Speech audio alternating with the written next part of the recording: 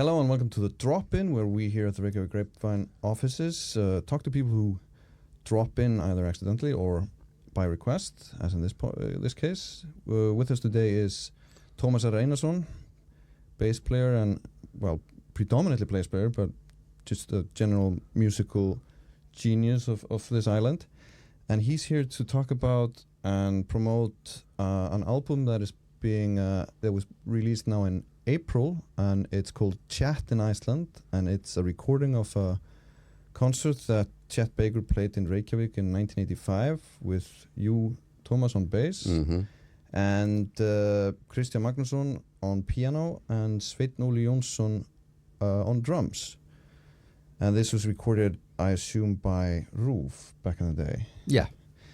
So let's get right into it, because this is a fantastic recording. Yeah. And it's just amazing that this exists and is preserved in this way. We were talking before that you mentioned, like, how long was the rehearsal process for this for this incredible recording? How many days did you have with Chet before you started? We had 10 to 15 minutes. 10 to 15 minutes. Yeah. Chet came here, I remember, late Friday night, and we met him where the bus came to Hotel Loftleiðir, and we sang for the he sang for the television, but not for me, and we played with him there directly when he was coming out of the bus, 2 minutes version of But Not For Me. And the day after the concert was at 3 o'clock, and I think we met maybe 1 o'clock for 10 or 15 minutes for the sound people. Yeah. And he mentioned some tunes. I had written a list with his usual what he had recorded in the last years, and he said, "Yeah, let's take this, and so forth." Wow. Yeah. This is how jazz works always, or is this an unusual situation? Usually, sometimes, yes. Sometimes. In those days. In those days, this was the way you were. Because in more than now, you had a common vocabulary. Yeah.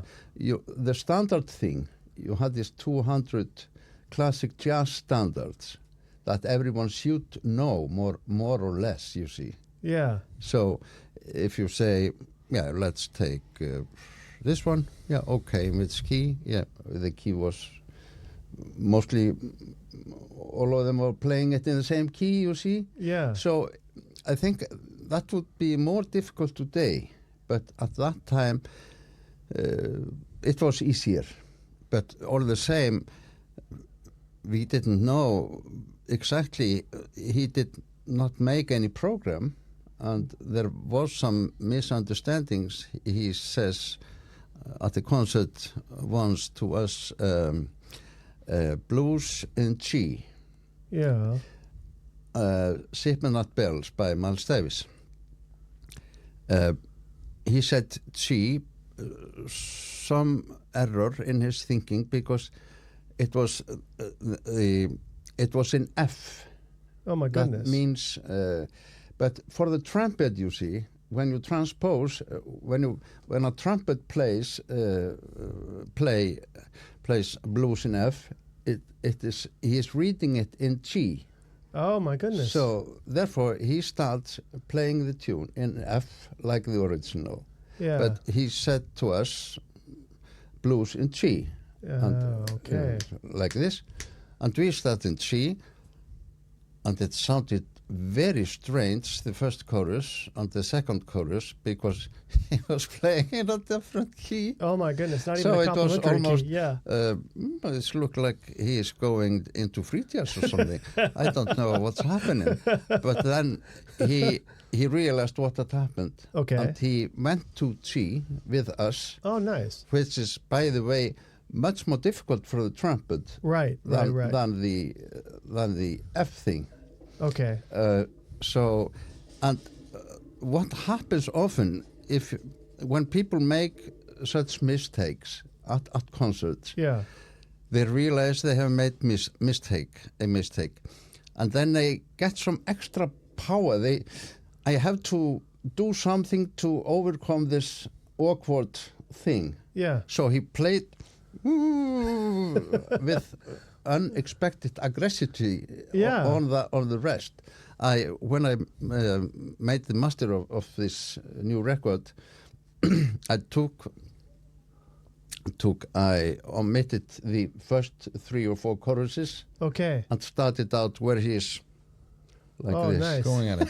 This is fantastic. Wow. And then which But track is this on the that record? could happen when you play without rehearsal or anything. You know, I can rehearse all I want and I'll still get the wrong key. Yeah. Which song was this? It's Sippin' at Bells. Aha. Yeah. Track Track 6. six, Yeah. Yeah. Because as you walked in, I was watching you on the video because I usually don't recommend Spotify, but the Spotify app, you can watch the video of this performance. It is- Really? it is fantastic. Yeah. And I don't know.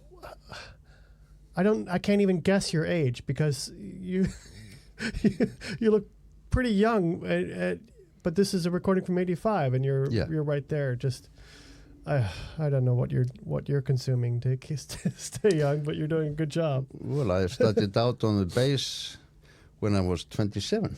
I had been playing bass for 5 years when I recorded with Chet Baker. You'd been playing for 5 years, then you go in with Chet Baker. Yes. In front of so because I'd listened to the recording, not realizing there was an audience there. Not just an audience, by the way. A little toe-headed child is in the front row, like reaching for the mic stand.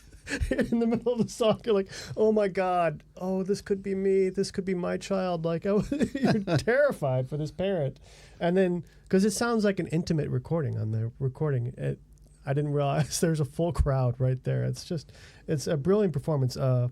Throughout, it's a brilliant performance. But we were kind of talking about. I love your run on My Funny Valentine.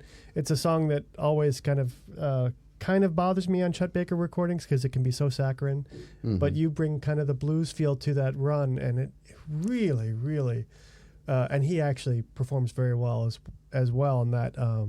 His trumpet line in between verses is really nice. These recordings are fantastic. For I'm not a Chet Baker completist. I just love Chet Baker, but I love 1980s Chet Baker especially because at that point he's such. He's clearly going out and doing it every day, and sometimes you get a different feel on these songs, and especially from the changeover from. I'm sounding so nerdy. This is an Icelandic podcast about Icelandic culture, but we're not supposed to be talking about jazz this much. But like the problem with Chet Baker's career for me is Chet Baker sings is too sweet, and then you have to live in these songs for the next few decades to make them into songs again. And you guys do this brilliantly. It's just a fantastic recording. I've loved this recording. I did not realize there are videos until today. It's just such an amazing accomplishment. One thing we should say, because we're actually a general interest podcast more than a jazz aficionado podcast, is this really cool note you put in a press release about the clothes he was wearing and why My Funny Valentine appears on the set list, because he wasn't playing this in the 80s. And you guys ended up having My Funny Valentine on. Why did he perform My Funny Valentine for this Icelandic audience? Yeah, so it happened that they were originally he should fly through New York to Iceland. He was coming from Los Angeles. Okay. And of course they lost their plane in Los Angeles. So, and waiting for the next plane on that route to Iceland through New York, he wouldn't have come here after the concert. Yeah. So they got a flight to London, and there they had to talk to the Icelandair aircraft company of waiting for half an hour for Chet and his friend, companion at the moment, so they could come to Iceland.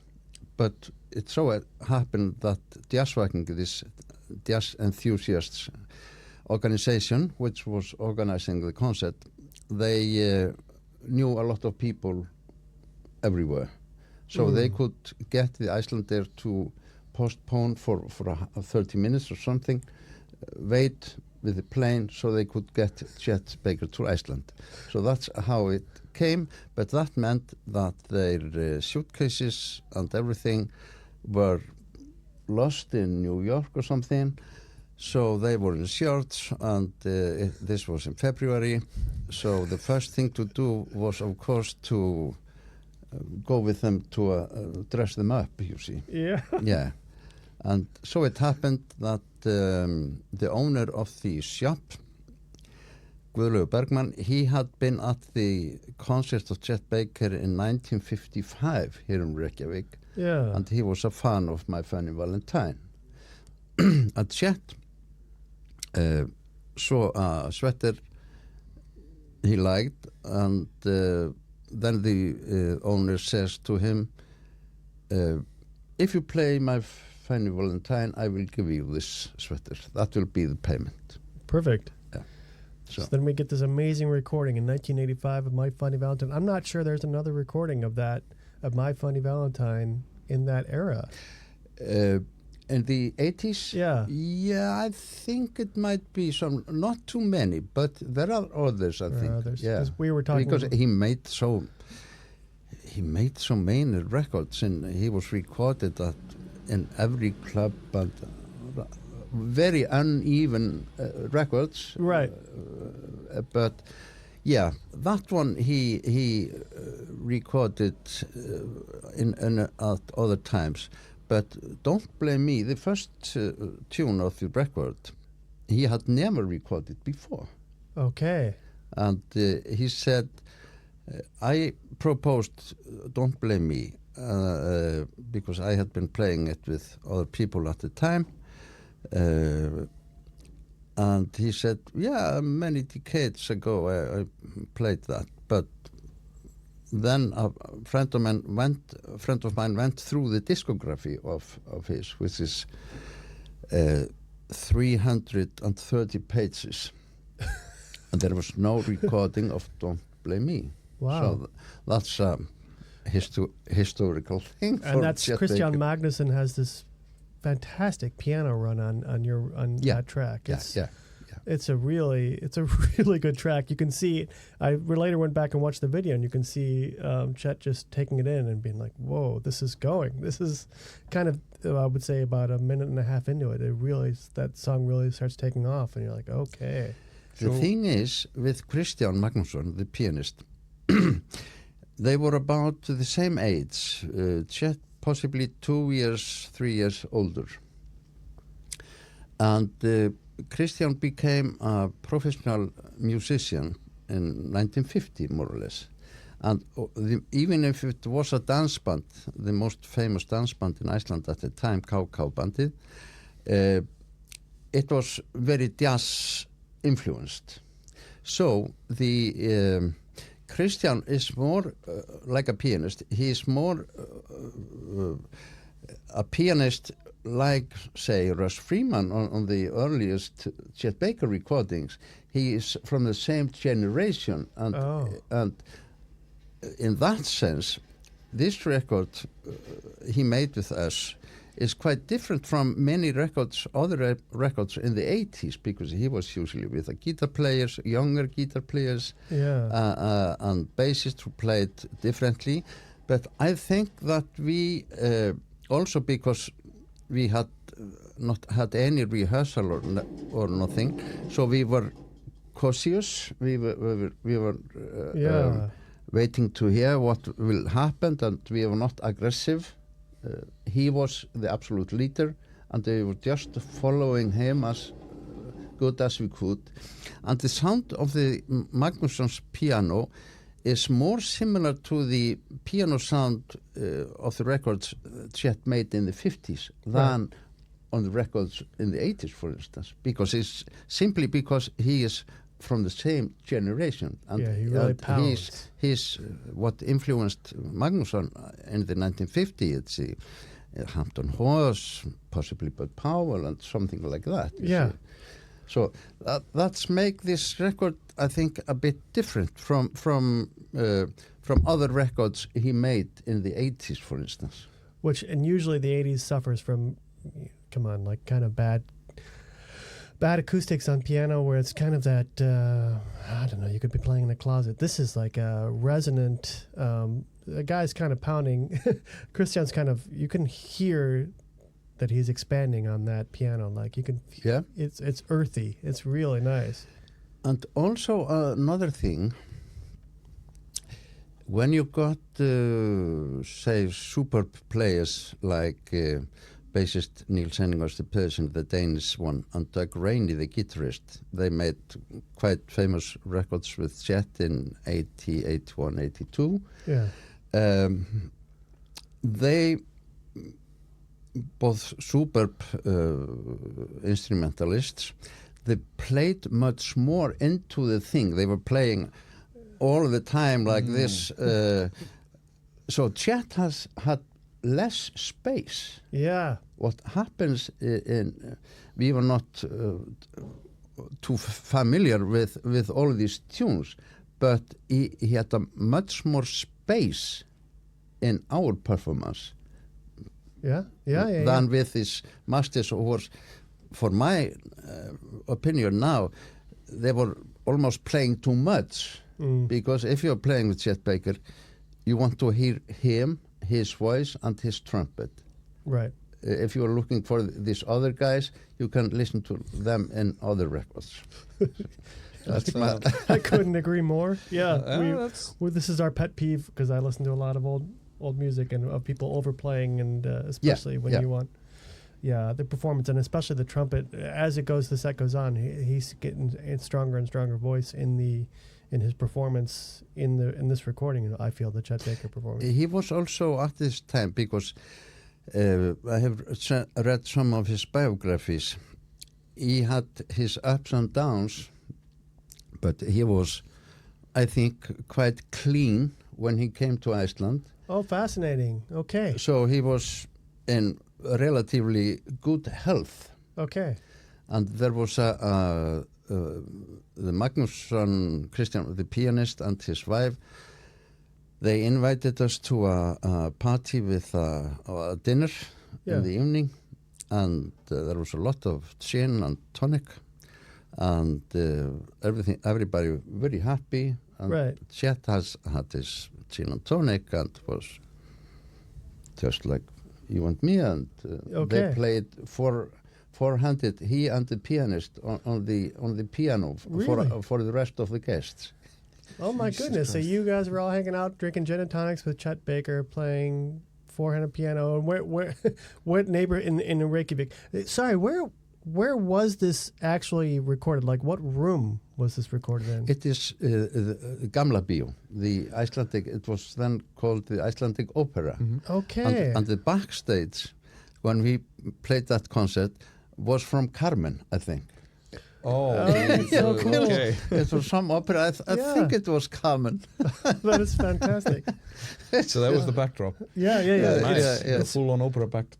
I mean, you could take each one of these stills from this video. You could make into a novel, because there's like I said, the little toe-headed kid is just in the front row. Like everybody's in there, bundled up completely. As you said, it's February, so everybody is like completely bundled up. And then, as is clear now, you were impeccably dressed, but then you were kind of more stylish than your bandmates because they had these bizarre blue sweaters on. You're like, oh no, don't do this. They kind of look like they kind of have matching blue and red sweaters. And Oh. it's like, oh no. And Chet looks, for all his foibles, Chet always looks put together in a certain way, right? I mean, he had to beg for the sweater, but it worked for him. So it's, It was the right sweater. yeah. So why? So this is 1985. It's 2026 now. So it's been more than 40 years. Why the hold up? Why? Well,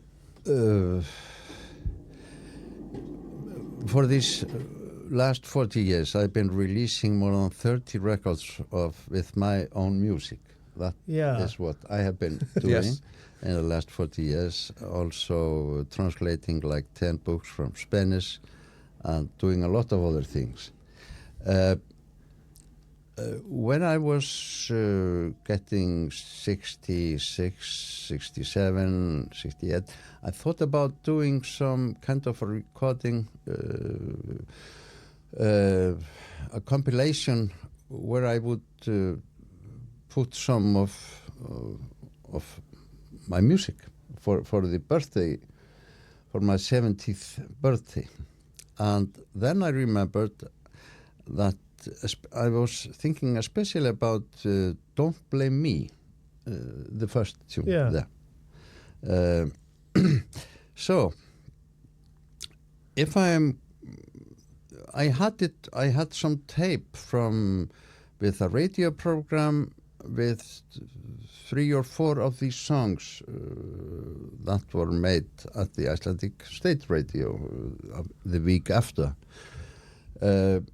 So I had it on a tape, and I started out to check out if this was available or if this recording existed, because in the state radio sometimes a lot of jazz recordings there have been lost. Yeah. And the radio recording was lost. But some friend of mine found the television recordings. Okay. And they were there, so you could get the sound from them. Yeah. And later on these videos as came to be, but you could not, even if it was only for streaming agencies, you could not release a thing like that without contacting the Baker family. Okay. And that's no easy task. No. I was writing mainly to England and checking out in the States for some 2 years, getting some kind of emails. Nobody answered here. Nobody answered. They could not give me the name of the people getting royalties for his performances. And I had explained what this was going to be, a small anniversary, 70th anniversary edition. Right. Yeah. And I did not offer too much money. But later on I said to myself, let's try if I offer some more money. Yeah. Decent money. And then I got an suddenly answer you get a from response. one of the emails, Yeah. the son of Chet Baker, Okay. which has in his last 20 years had his hands full of suing people all around the globe. Oh, okay. Because of his father, and trying to get some money out of it. Okay. Which is, I had to say, it's reasonable because Chet played beautifully, but he was not a beautiful father, and he could usually spent his money on everything but his family and his children, for instance. Mm-hmm. So it's quite natural that his children tried to get some kind of inheritance from this. Right. But all the same, I got this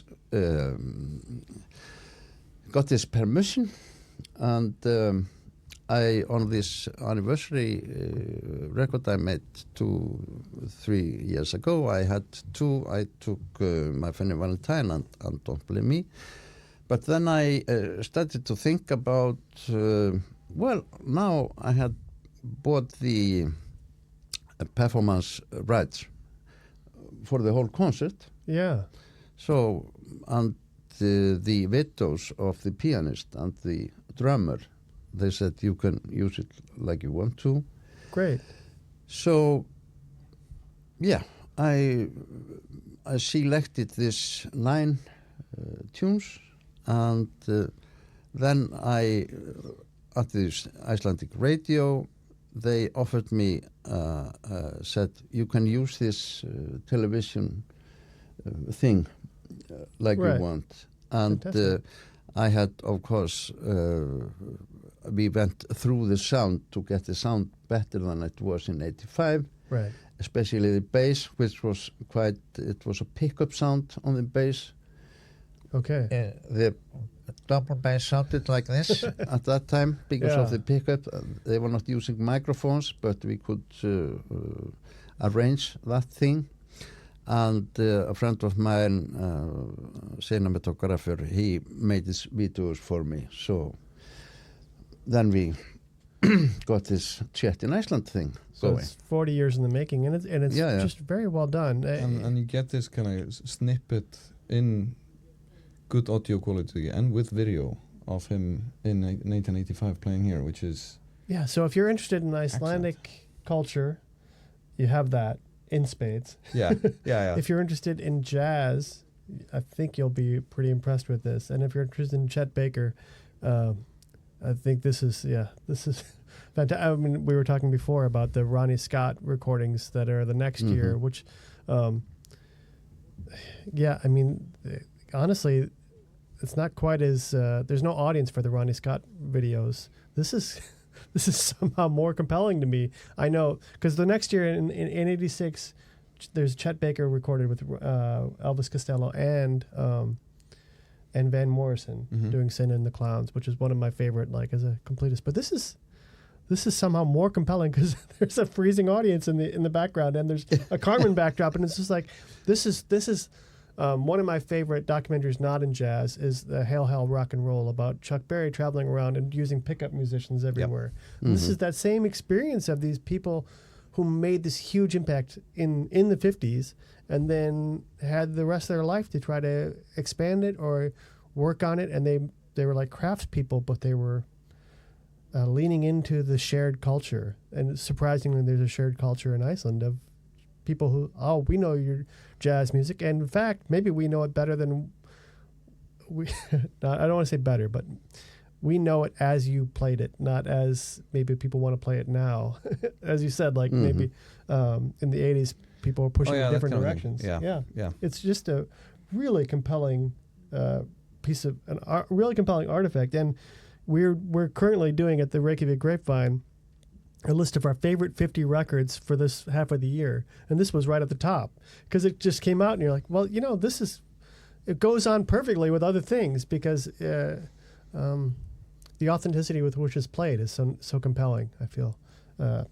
So, yeah. No, I'm very, like, the way you were describing it and contextualizing it, that, you have like the pianist, you have a good player who grew up in the same era as Chet and plays that style, and you have the situation where you have musicians who are respectfully just trying to like make the thing float without getting too intrusive, which is unlike some of the other recordings you were referencing.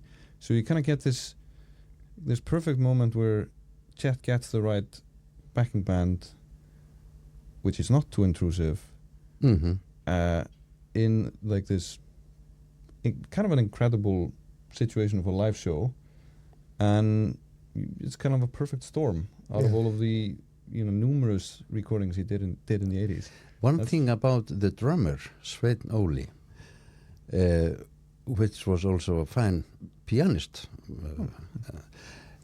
I remember when we were preparing the concert and at the Jazzvakning, and we were talking about which drummer could be the best drummer for the concert, I said it has to be a drummer who plays almost as little as possible, because at that time I was reading jazz magazines from Denmark, Britain, even France.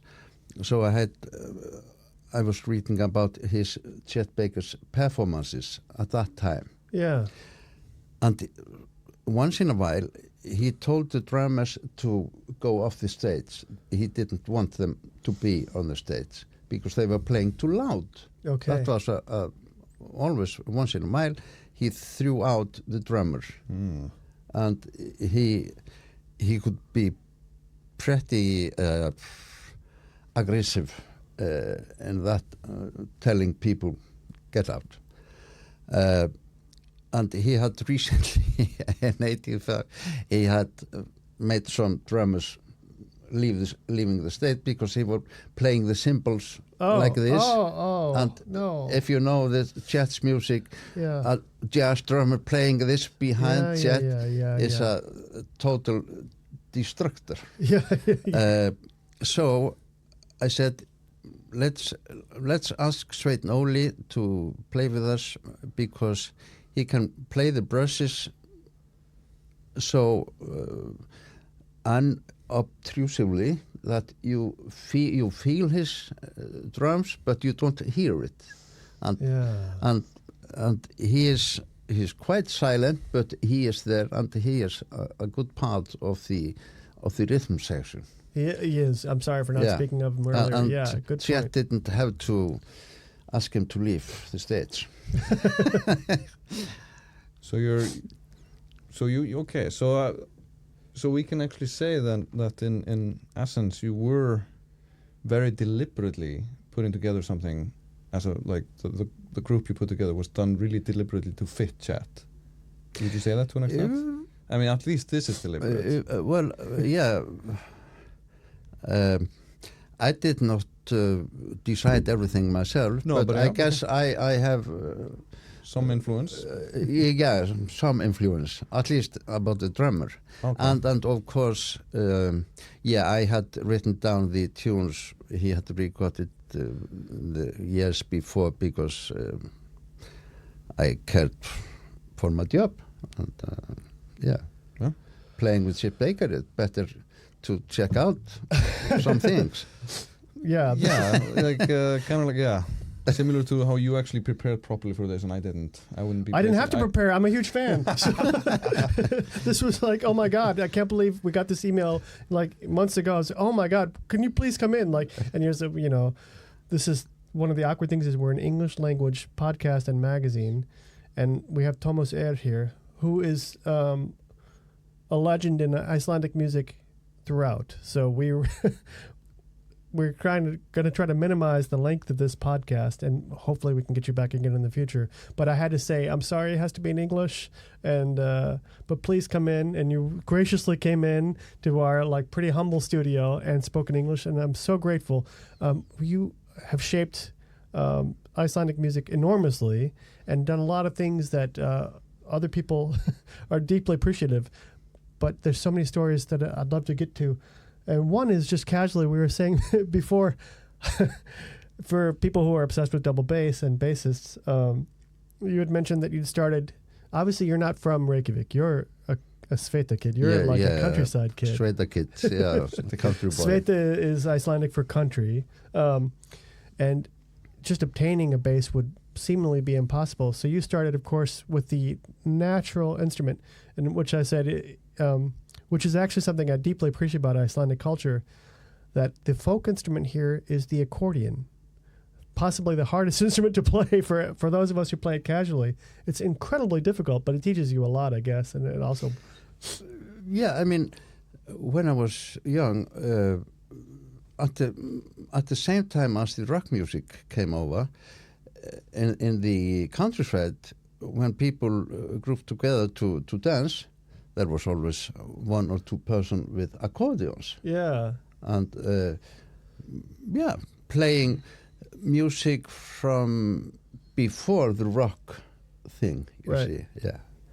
This is fantastic. So you were an accordion player, and then you pick up the bass. Not professional. No. But I studied for two years accordion. Oh wow. Yeah, so that was my first real something on guitar also, but yeah, this made my life different from what it could have been, because studying the accordion, for instance, I got into tango because I love the Argentinian tangos. On accordion? Yeah.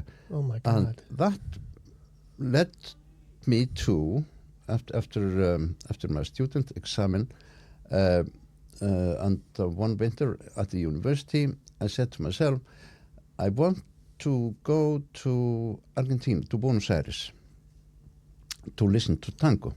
Yeah. But before you go to South America, you had to know some Spanish. And therefore I went to Spain, to Barcelona, and I was there when Franco passed out in November 75. Okay. I learned some Spanish, came home, earned some money, and went to Latin America, and was there traveling for many months.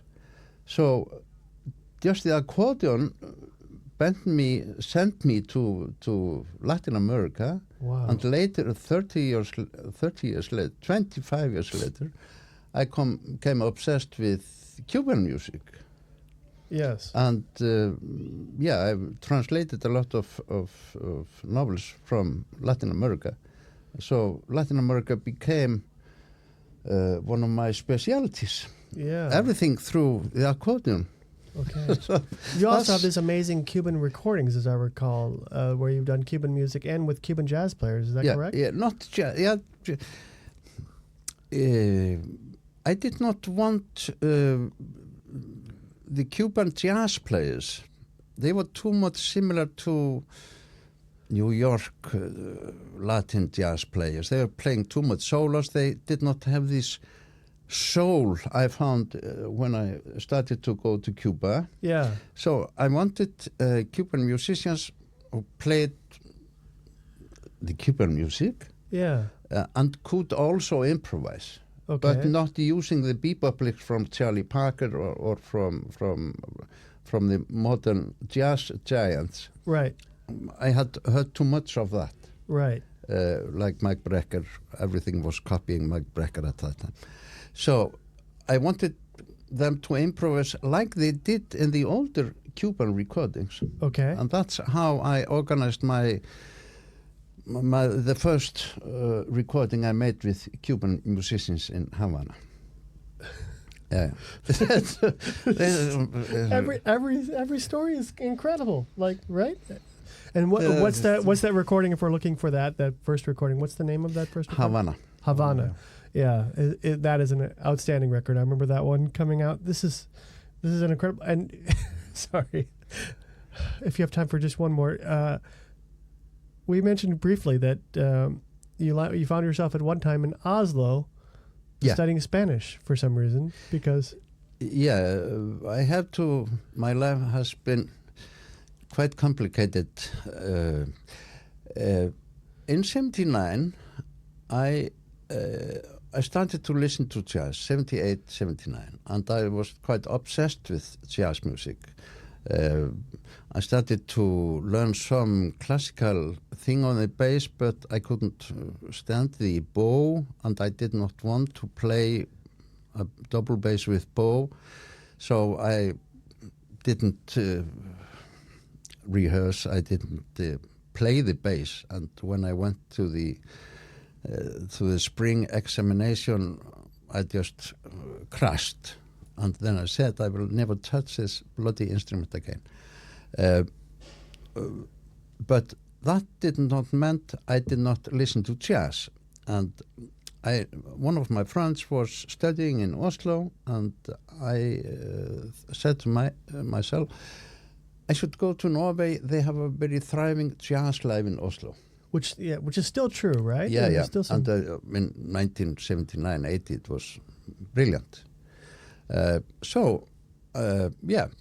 Let's go to Oslo, and I was almost finished with my Spanish at the university here, but I said to myself, I can read Spanish literature in Oslo, even if it sounds a bit strange, right. Not going to Spain or Mexico or something.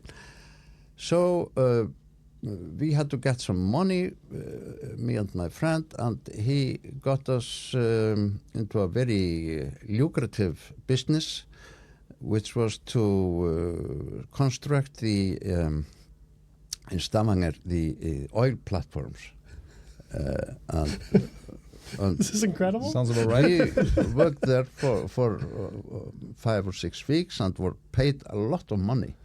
Yes, because that's an incredibly difficult job. You were building oil platforms. Yeah, if you were been working in the Icelandic fish industry, it was not so extremely hard. Okay.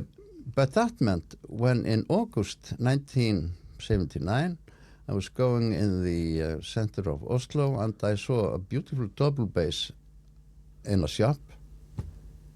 I said to myself, oh, this instrument, and went in and bought it.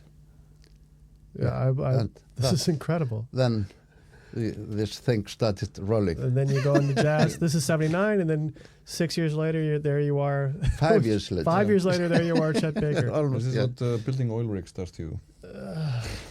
This is absolutely incredible. Do you still have that instrument? No, I sold it some 15, 20 years ago. Is it within Iceland somewhere? Yeah, I think so. Because these things don't. It was a new double bass, and when you start out playing double basses, you tend to look for at least 100 years old basses, you see. For sound reasons or for...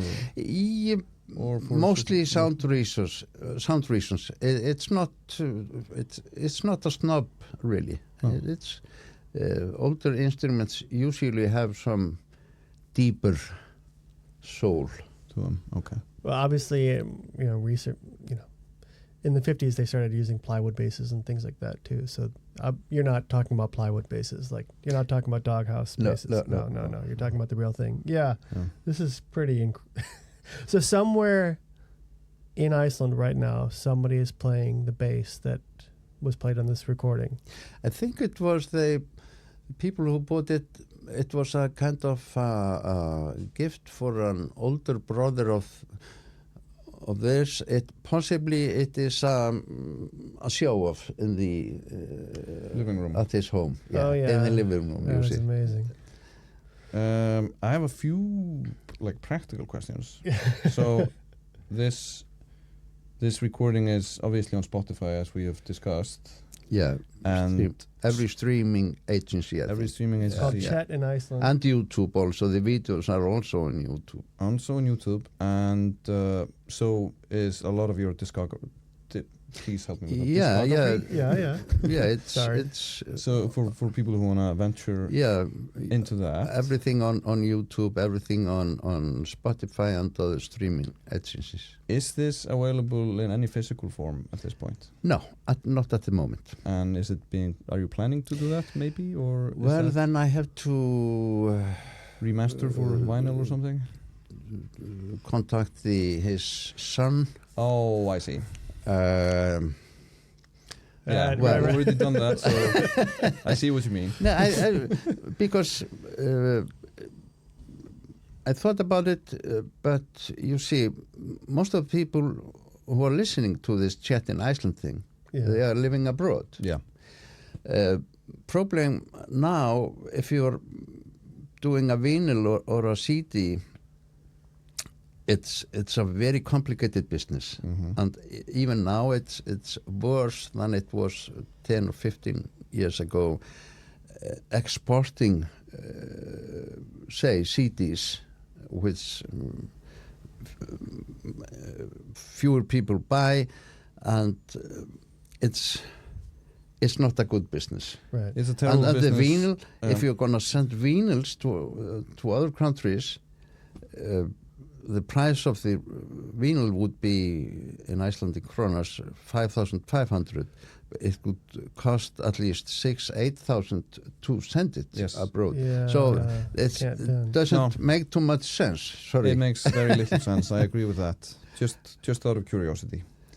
But that's good to know. People can access it very easily on whatever device they have. Yeah. And I encourage people also to just check out Thomas R. Einarsson's extensive collection of work, which is also available. Yeah. There's a Have lot. you written a memoir yet, or are you writing one? Yeah. Okay. They came in 23, Yeah. 3 years ago, my memoir. Yeah, Okay. Yeah. Just one volume, or They could have been 3, but I decided not to spend more than 2 years writing it. So, yeah. Oh my God. and to cut, of course, every book you read, you see, here you could have omitted this thing. This is superfluous and so forth. And, Yeah. yeah. As So you didn't bother talking about drinking uh, gin and tonics with Chet Baker. That probably didn't even make the memoir. that make it not the gin and tonic, but I said gin. Oh, okay. Okay. I omitted the tonic. That's how editing works. You just keep the important part. Thanks for the notes. Yeah, because I had to put the wife of the pianist. She took some pictures of us at the party Yeah. of the quartet. So I had to Oh, you had those in the show book. this. Yeah, of course. Oh God, what a fascinating life! What a fascinating life. So Thomas, just as a fan, thank you for coming here and thank you for joining us and sharing this. Yes. This is everything you do for music is amazing. We didn't even talk about, and I don't want to drag it out too much, but we didn't even talk about you happen to have produced one of the more recorded one of the more exceptional popular music recordings of you, Bubbi Morthens and Megas. Yeah, in in 89, yeah. Blauer Drömmar that's So- a well-known pop album, basically. And this is, I want to thank you for having me here, but I would like to add that this is only one of 3 albums I'm releasing this year. Of course. Okay, what are the other 2? I started out in January with GDRN, GDRN, Oh. Icelandic, one of Iceland's most popular pop singers. Yes, yes. We made a record which we worked out last year, and now I'm preparing a Latin big band record, which was recorded last October last year. 20-piece band, big band, Yeah. with guest singers GDRN, GDRN, Múgisson and Bókamíl Font, guesting in some numbers, and it was a Latin band here called Los Bomboneros, who took the initiative, and they got arrangers to arrange my Latin music, and they had 2 sold-out shows at Salurinn in Kópavogi, and they were recorded very well. So I'm honored to release this record in August. Fantastic. Great. Well, on that note, I think, Yes. thank you again, Thomas, for coming in. Thank you. This has been the Drop-In. Thank you for listening or watching. Bye-bye. Bye. Bye.